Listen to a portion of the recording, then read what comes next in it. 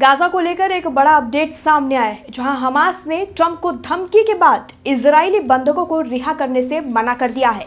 Trump ने Hamas को कहा था कि अगर शनिवार यानी 15 फरवरी तक इजरायली से किडनैप किए गए सभी बंधक, जो इन लोगों को बंधक बनाकर लेकर गए हैं, उन्हें अगर रिहा नहीं किया गया तो गाजा में सब कुछ बर्बाद हो जाएगा, सब कुछ खत्म हो जाएगा, ऐसा ट्रंप का कहना था।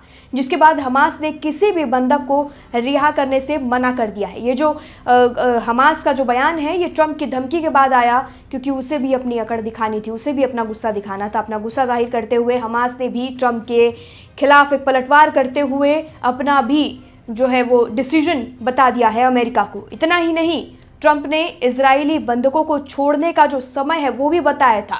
ट्रंप ने बाकायदा तारीख और समय के साथ हमास को ये कहा था कि इजरायली बंधकों को छोड़ा जाए, लेकिन इजराइल ने पलटवार करते हुए अपना फैसला ही बदल दिया।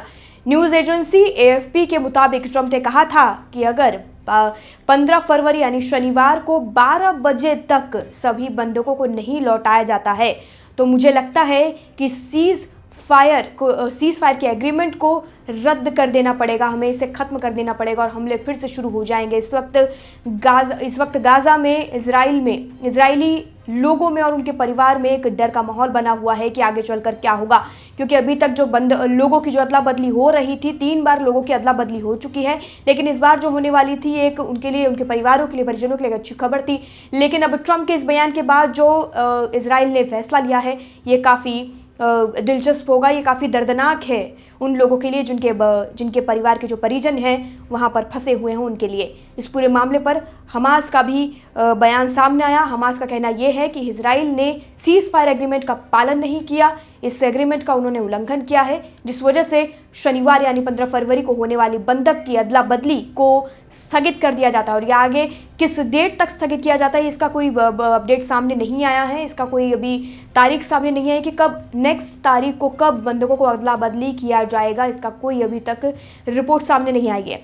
फर्स्ट पोस्ट की रिपोर्ट की माने तो हमास और इजराइल के बीच 19 जनवरी को सीज फायर की घोषणा हुई थी। इसके बाद से अब तक लगभग 5 बार बंधक जो हैं वो अदला बदली हो चुके हैं। अगली अदला बदली 15 फरवरी के लिए निर्धारित थी, जो कि अब टाली जा चुकी है। कौन सी तारीख के लिए ये अभी नहीं बताया गया है। इससे पूरा सीज फायर एग्रीमेंट खतरे में पड़ गया है। रिपोर्ट के माने तो हमास के इस कदम से अमेरिकी राष्ट्रपति डोनाल्ड ट्रंप भी नाराज चल रहे हैं। उन्होंने कहा कि 15 फरवरी 12 बजे तक सभी बंधक रिहा नहीं किए गए तो समझौता रद्द करना पड़ेगा, जो कि सीज फायर एग्रीमेंट है उसे तोड़ देना पड़ेगा। हमास ने हालांकि ये भी कहा कि बंधक रिहाई योजना के अभी भी आगे बढ़ने का अवसर है।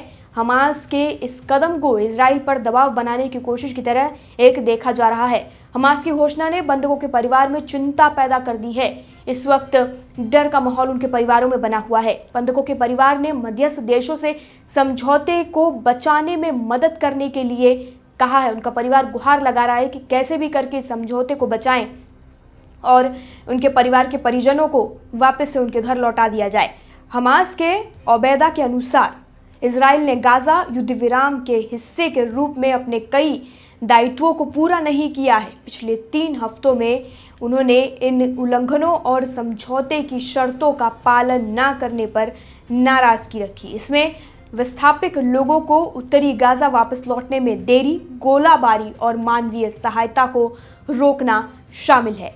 आपकी क्या राय है, कमेंट सेक्शन में लिखकर हमें ज़रूर बताएं। क्या जो ट्रंप का बयान है वो सही था, और क्या जो हमास ने ट्रंप के बयान के बाद जो कदम उठाया वो सही था? इस वक्त कौन सही है, कौन गलत है, आपको क्या लगता है? आप अपनी राय कमेंट सेक्शन में लिखकर हमें ज़रूर बताएं।